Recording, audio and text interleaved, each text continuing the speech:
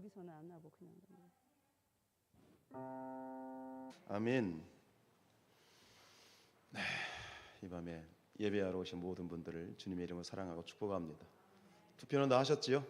예, 지금 이제 우리 예배가 시작이 된 7시 반에 모든 투표가 다 정리가 되고 이제 뭐 예배 끝나고 집에 돌아가면 참 재미있는 그런 것 구경을 또 하게 되겠습니다만, 우리가 또 기도하신 줄로 믿고 또 하나님이 이 나라 이 민족을 위한 그런 대통령을 선발해 주실 줄로 믿습니다.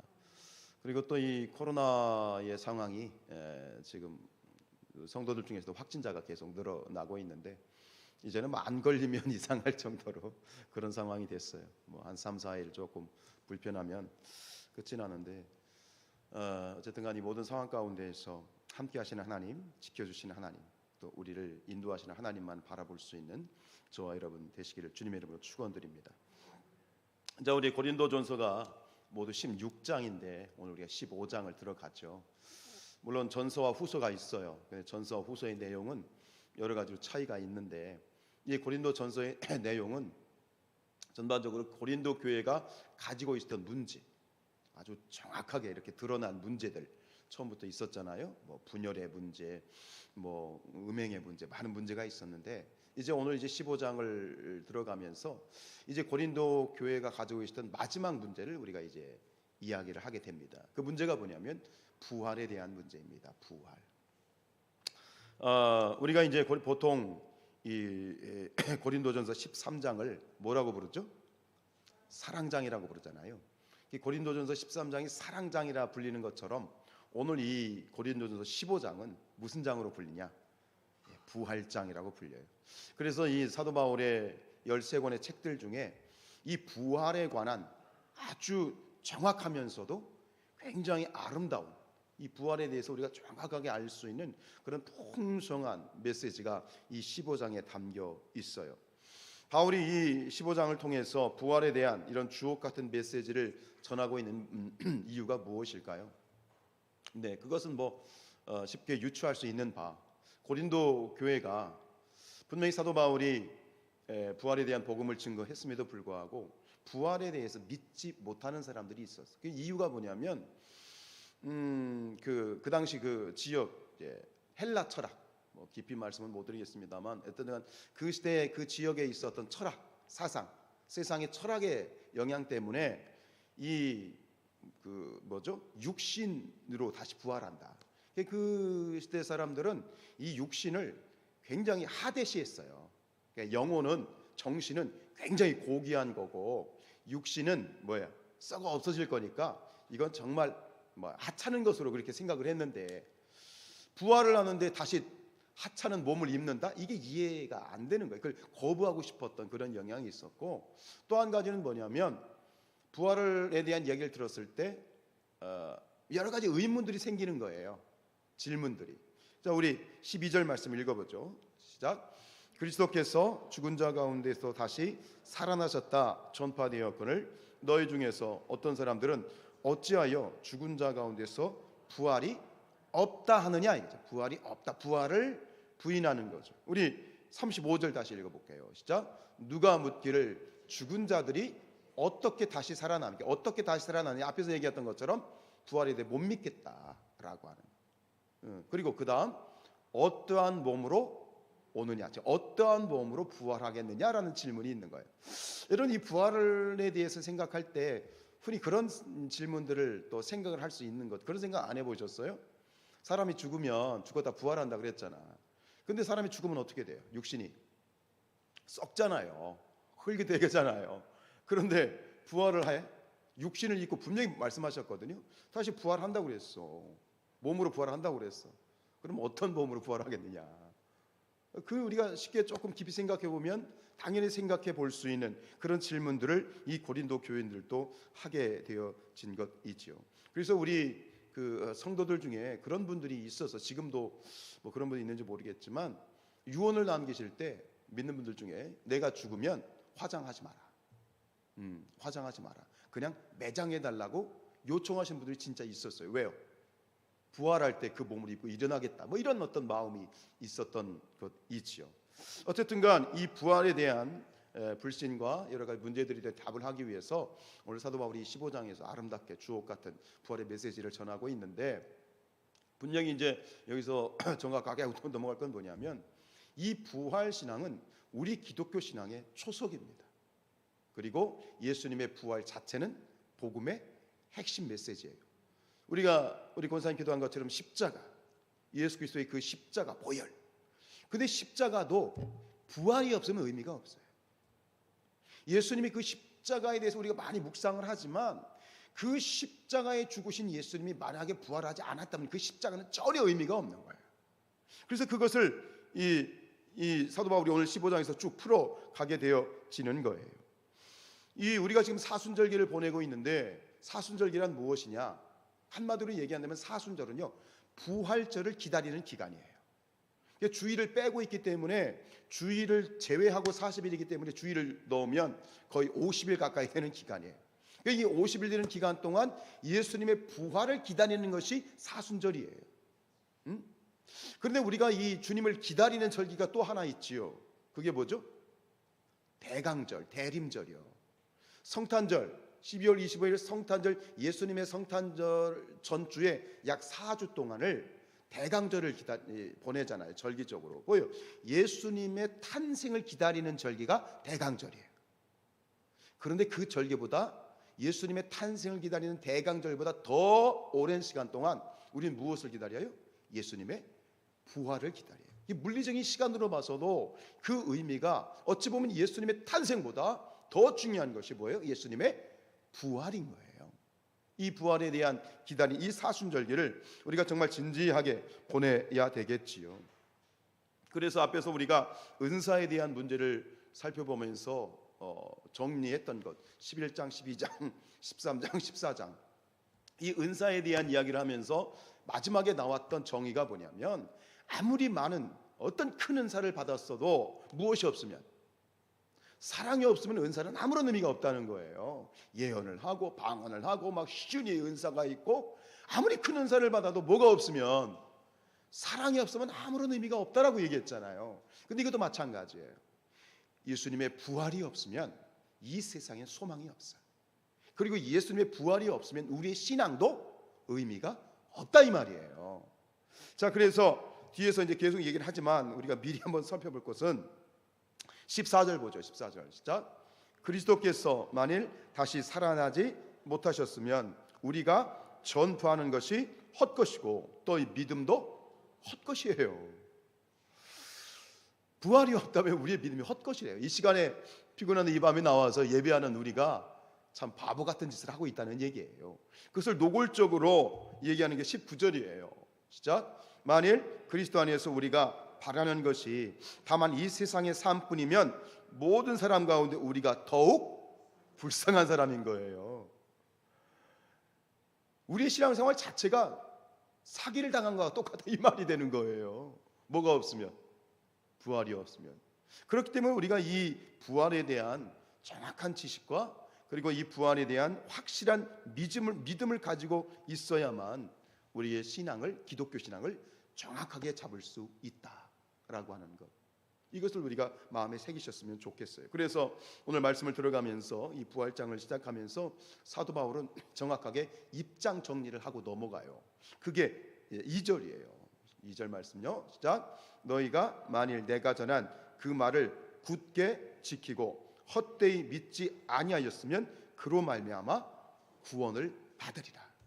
이 부활에 대한 얘기를 하면서 너희가 부활에 대한 정확한 믿고 그 부활이 무엇인지를, 그 부활에 대한 진리를 정확하게 너희가 알고 있다면 너희는 반드시 구원받는다. 부활하셨다. 주님의 부활하셨다라고 하는 거, 이걸 확실히 믿어라, 확실하다라고 하는 것을 입장 정리를 하고 이제 말씀으로 들어가는 거죠. 너무 당연한 질문을 한번 할게요. 여러분은 예수님의 부활을 믿으십니까? 그리고 예수님과 함께 여러분들도 다시 부활할 걸 믿으십니까? 아멘. 이것은 너무너무 중요한 그런 기초이고 출발점이지요. 그래서 오늘 우리가 함께 생각해 볼 주제는 뭐냐면, 오늘 이 본문에서 1절로 11절에서 바울이 얘기하는 게 뭐냐면, 예수님에 대한 부활을 믿지 못하는 그런 사람들에 대해서 이 얘기를 제시하는 거예요. 예수님의 부활은 역사적인 사실이다, 팩트다. 이 이야기를 하면서 그거에 대한 증거를 세 가지를 제시하고 있어요. 첫 번째, 예수님이 부활이 역사적인 사실이라고 하는 것에 대한 첫 번째 증거로 제시하는 게 뭐냐면, 예수님의 부활은 뭐다? 구약에 예언된 것이 성취된 것이다 라고 하는 증거를 대고 있지요. 우리 4절 말씀입니다. 시작. 장사 지낸 바 되셨다가 성경대로 사흘 만에 다시 살아나셨다. 앞에 3절에서도 그런 말이 나잖아요. 3절에서도 뭐라고 얘기합니까? 내가 받은 것을 너에게 전하였느니 이는 성경대로 그리스도께서 우리 죄를 위해서 죽으셨다. 그죠? 성경대로 죽으셨고 4절에서도 성경대로 다시 부활하셨다. 여기서 말하는 성경은 어떤 성경입니까? 정확하게 얘기하면 구약 성경이죠. 지난번에 말씀드린 것처럼 이 신약 세대에는 신약 성경이 없었어요. 신약 성경, 우리가 가지고 이 성경으로 정리된 것은 AD 약 400년경, 예수님이 탄생해 400년이 지난 다음에 이 성경, 신약 성경이 책으로 편찬이 됐어요. 그 전에 가지고 있던 성경은 구약 성경이에요.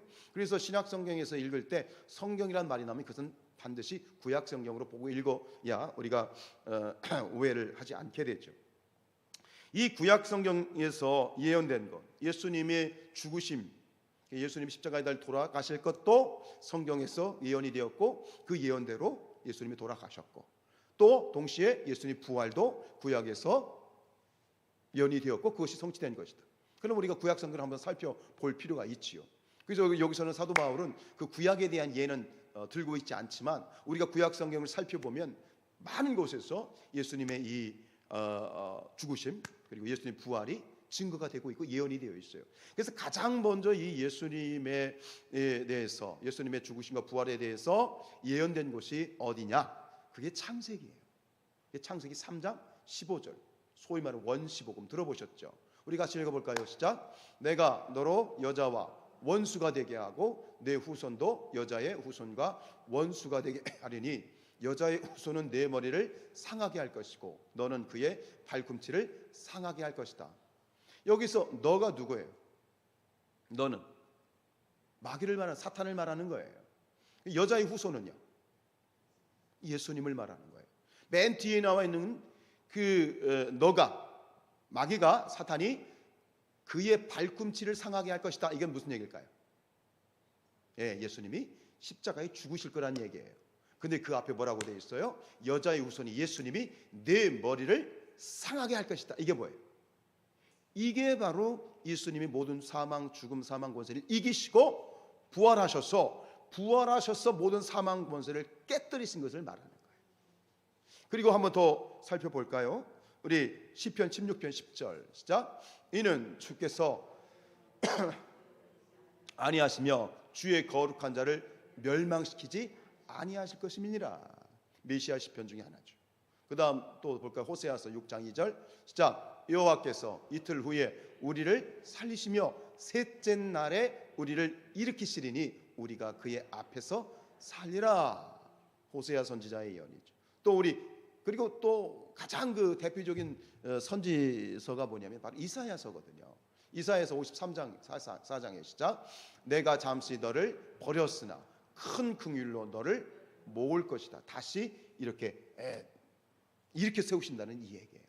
사실은 우리가 이제 짧게 한 네 군데를 봤습니다만 구약 성경 곳곳에, 많은 곳에 예수님의 이 죽으심, 부활이 예언이 되었고, 그 예언대로 예수님은 십자가에 죽으셨으며 3일 만에 부활하셨습니다. 예수님이 십자가에서 부활하신 직후에 이 유대 종교 지도자들이 깜짝 놀래가지고 어떤 일을 저지릅니까? 그 예수님의 무덤을 지키던 파수꾼들을 돈을 주고 매수를 합니다. 그러면서 뭐라고 시킵니까? 예수를 어떻게 했다? 제자들이 훔쳐갔다라고 소문을 퍼뜨리게 해요. 근데 그 시작된 소문이 지금도 그렇게 주장하는 사람들이 있어. 2000년 동안 그 소문이 이어지고 있어. 누구의 음모예요? 사탄의 음모인 것이죠.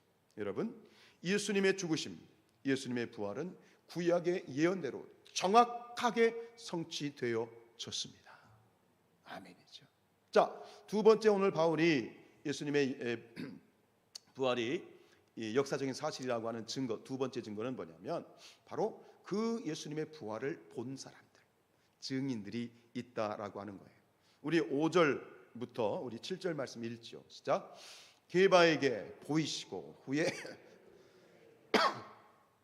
그 후에 500여 형제에게 일시에 보이셨나니 그 중에 지금까지 대다수는 살아있고 어떤 사람은 잠들었으며 그 후에 야고보에게 보이셨으며 그 후에 모든 사도에게와. 다시 6절을 보여주세요.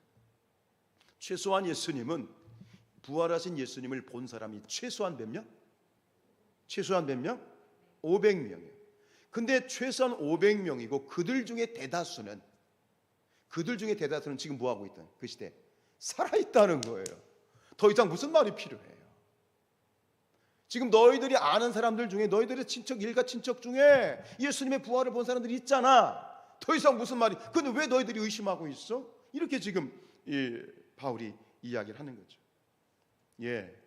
예수님의 이 부활은 역사적인 사실이다. 이것을 믿지 못하는 거 뭐예요? 이것이 자연 법칙이나 과학적인 상식을 초월한다 라고 하는 것이잖아요. 사람들이 짧은 머리로 이게 남을 수 없다는 거잖아요. 하나님을 우리의 머리로 담을 수 있다면 하나님은 신이 될 수 없겠지요. 하나님은 창조주가 될 수 없겠지요. 하나님의 그 전지전능하신 그 권능으로 이루어진 명백한 사실이다 라고 얘기하는 거예요. 그러면서 로마서 1장 4절 말씀요. 시작. 성결의 영으로는 죽은 자들 가운데에서 부활하사 능력으로 하나님의 아들로 선포되셨으니 곧 우리 주 예수 그리스도시니라. 아멘.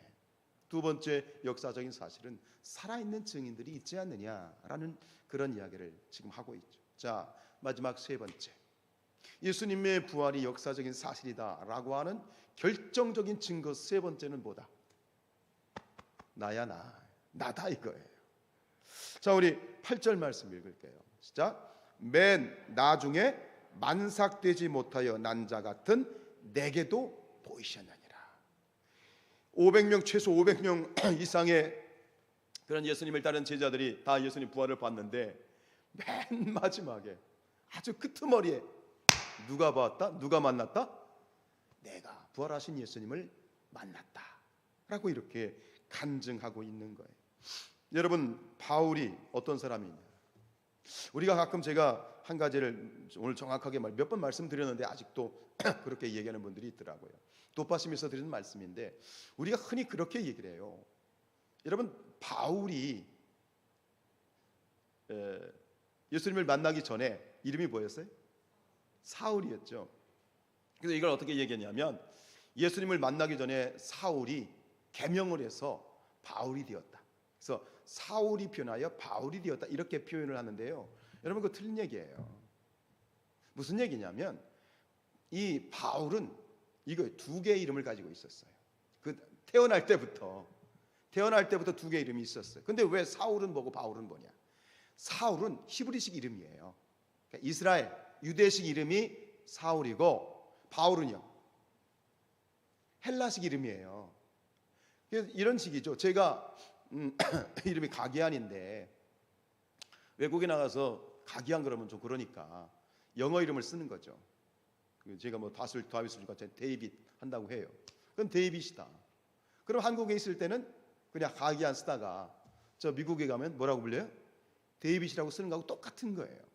사울이 회심을 해서 바울이 된 게 아니라 사울이라는 이름을 쓰던 사람이 바울이라는 이름을 주 이름으로 써요. 왜 그랬을까요? 이 바울이 예수님을 만나고 난 다음에 이방인의 사도가 되잖아요. 그래서 그가 주로 복음을 전했던 장소가 어디예요? 헬라 지역이잖아요. 주로 복음을 전하던 지역이 이방 지역이기 때문에 이거죠. 제가 한국에 있다가 미국에 가서 전도를 하는데 영어권에서 전도를 할 때 그럼 가서 무슨 이름을 쓰겠어요? 데이빗이라는 이름을 쓰는 거하고 똑같은 거예요. 아셨지요? 혹시 누가 그런 얘기를 하면 이 무식한 것아 우리 교회 와서 배워 그러세요. 근데 그렇게 착각을 하는 분들이 굉장히 많아요. 그냥 지나가는 얘기인데 어쨌든 이렇게 사울이라는 이름을 쓰다가 바울이라는 이름을 씀으로 말미암아 그 이름이 그거를 주로 바울을 썼다는 얘기는 바울의 인생이 완전히 바뀌었다는 것이죠. 그 인생이 이렇게 180도 왜 바뀌었어요? 부활하신 예수님을 만나고 난 다음에 그의 인생이 180도 바뀌었죠. 우리가 아는 것처럼 이 누구보다도 앞장서서 기독교를 박해하고 믿는 자들을 박해하고 그 최초의 순교자인 스데반 집사님의 순교의 현장에서도 그 현장을 주도했던 사람이 바울로 알려져 있는데, 그렇게 기독교인들을 핍박하던 사람이 180도 바뀌어 버렸죠. 그 결정적인 사건을 우리가 성경을 한번 쭉 읽어가면서 한번 그 현장을 한번 우리가 돌이켜봤으면 좋겠어요. 우리 사도행전 9장 1절부터 쭉 볼까요? 시작. 사울이 이게 대하여 여전히 우엽과 살기가 등등하여 제사장에게 가서 그랬어요. 2절. 다메섹에 여러 회당에 가져갈 공문을 청하니 이는 만일 그 도, 이 도가 뭐예요? 십자가의 도. 그 도를 따르는 사람을 만나면 남녀를 막론하고 결박하여 예루살렘으로 잡아오려 함이라. 믿는 자들 체포하러 가는 거예요. 다메섹으로 가는 거예요. 자, 3절. 사울이 길을 가다가 다메섹에 가까이 이르더니 호련히 하늘로부터 빛이 그를 둘러 비친. 무슨 빛? 누구의 빛? 누구의 빛? 부활하신 예수님이 빛이죠. 자, 4절. 땅에 엎드려져 들음에 소리가 있어 이르되 사울아 사울아 내가 어찌하여 나를 박해하느냐. 부활하신 예수님이 말씀하시는 거죠. 내가 나를 박해하느냐. 그랬더니 5절이에요. 시작. 대답하되 주여 누구십니까? 이랬을 때 나는 네가 박해하는 예수다. 정확하게 얘기하면 나는 네가 박해하는 부활한 예수다. 이 다메섹 도상에서 믿는 자들을 잡으러 가던 이 바울이, 그때 사울이었죠. 사울이라는 썼죠. 이 바울이 예수님을 만났어요. 부활하신 예수님을 만났죠. 그 이야기를 사도 바울은 간증처럼 하고 있는 것이죠. 여러분, 이 놀라운 그러한 체험을 통해서 부활하신 예수님을 만난 다음에 물불 안 가리고 믿는 자들을 잡아 제끼던 이 바울이 이제는 물불 안 가리고 부활하신 예수님을 증거하는 거죠. 부활하신 예수님을 증거하는 것이죠. 바울이 말하는 거예요. 봐라, 너도 알고 나도 알고 하늘이 아는 바 예수님이 부활하셨어. 내가 부활하신 예수님을 만났잖아. 내가 그런 사람이잖아. 내가 어떤 사람인지 너희도 알잖아. 근데 내가 지금 이렇게 변했잖아. 왜? 내가 부활하신 예수님을 만났다니까. 이 얘기를 내가 바로 그 증거야 라고 이야기하고 있는 것이죠. 자, 오늘 말씀을 정리하고 싶어요. 오늘 이 사도 바울은 여기서 고린도 교인들이 부활하신 예수님의 부활에 대해서 믿지 못하는 것에 대해서 어쨌든 간 납득을 시키기 위해서 논리적으로 변증을 하는 거죠. 그 증거를 세 가지로 줬어요. 첫 번째는 분명히 너희들이 아는 것처럼 구약 성경에 예언되어 있었잖아. 이건 너희들 인정하지? 근데 그대로 봐봐, 말씀에 있는 것처럼 성취가 되었잖아. 이게 첫 번째 증거야. 자, 두 번째가 뭐였어? 너희들 가운데 아는 사람들 가운데 증인들이 있잖아. 예수님을 눈으로 눈 뜨고 본 사람들이 있잖아. 두 번째 증거잖아. 세 번째 증거가 뭐야? 나잖아. 이렇게 세 가지를 증거를 제시했는데 오늘 말씀을 정리하면서 오늘 여러분들에게 도전을 드리고 싶어요. 우리 사랑하는 이 자리에 계시는 사랑하는 성산의 가족들, 그리고 우리 모두가 우리가 네 번째 증거가 되시기를 축복합니다. 예수님의 부활, 예수님이 부활하셨고 또 이 예수님의 부활이 역사적인 사실이라는 것을 증거하는 네 번째 증거가 여러분들이 네 번째 증거가 되십시오. 이 도전을 드리고 싶어요. 오늘 8절 말씀을 다시 읽지요. 시작. 맨 나중에 만삭되지 못하여 난자 같은 내게도 보이셨다 그랬죠. 사도 바울 같은 사람이 또 나 같은 사람이잖아요. 여기서 맨 나중이라는 말은 뭐냐면 아까도 얘기했지만 예수님이 부활하신 예수님이 이제 사도들에게 나타나셨고 제자들에게 나타나셨는데 맨 나중에 나타났잖아요. 예수님을 만났잖아요. 그러니까 이 사도 바울은 다른 그러한 사도들보다 늦게 예수님을 만났고 마지막에 만났고 그리고 다른 사도들에 비해서 출발이 늦은 거죠. 출발이 늦은 거죠. 두 번째, 만삭되지 못했다라는 말은 뭐냐면, 여기서 만삭되지 못했다는 것은 미발육, 생기다 만 거를 말하는 거잖아요. 그지? 생기다 만 거. 형체다 얼굴이 막 엄마 뱃속에서 막 생기다 만 그런 상황, 몰골임만 있는 그런 상황. 이건 뭘 말하는 거냐면 자신의 외모를 말하는 거예요. 자신의 외모가 변변치 않았다. 그래서 솔직히 말하면 이 바울은요, 그 외모가 시원치 않았던 사람이에요. 마치 뭐와 같이? 생기다 만 것 같이. 어떤 사진이 없으니 모르겠지만 분명히 이거는 자신도 얘기를 하고, 또 고린도 후서에서 가시면 알게 되는데, 고린도 후서에 가면 그 바울의 외모를 가지고 비난을 해요. 야, 저렇게 생긴 사람이 무슨 사도냐, 이렇게 비난을 받을 정도로 객관적으로 사도 바울은 외모가 시원치 않은 게 맞아요. 그리고 이 바울은 또 병이 있었잖아요. 고질병이 있었잖아요. 육체의 가시라고 하는 거. 어떤 사람은 안질이라고 얘기하고, 어떤 사람은 간질이라고 얘기하지만 고질적인 질병까지 가지고 있었어요. 그게 한계가 많다는 거죠. 연약한 사람이라는 거죠. 그런데 그가, 사도 바울이 남긴 게 무엇을 남겼습니까? 여러분 보십시오. 신약성경 27권 중에 13권, 27권 중에 절반이란 13권이 사도 바울이 쓴 책이에요. 그리고 그가 개척한 교회들, 신약성경에 있는 13권에 있는 책들, 고린도니 데살로니가니 이 소아시아와 이 유럽에 있는 모든 그들을 교회를 개척하고 그것에서 복음을 증거하고 많은 제자들을 배척하고, 그것뿐입니까? 초대교회의 신학의 기초를 세운 사람이에요. 신학의 기초를 정리한 그런 사람이지요. 여러분, 하나님께서는 이렇게 일하십니다. 하나님은 만삭되지 않은 사람, 시원치 않은 사람, 연약한 사람을 통해서 하나님은 일하신다.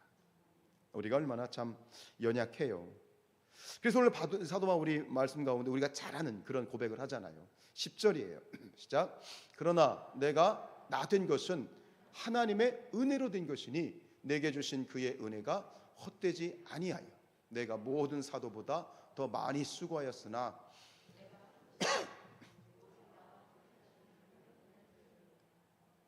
나의 나 된 것은 하나님의 은혜다라는 거죠.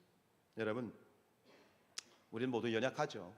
잘난 것 같아도, 참 있는 것 같아도 사실 속으로 들어가면 다 연약하기 그지없는 그런 우리 인생들이지요.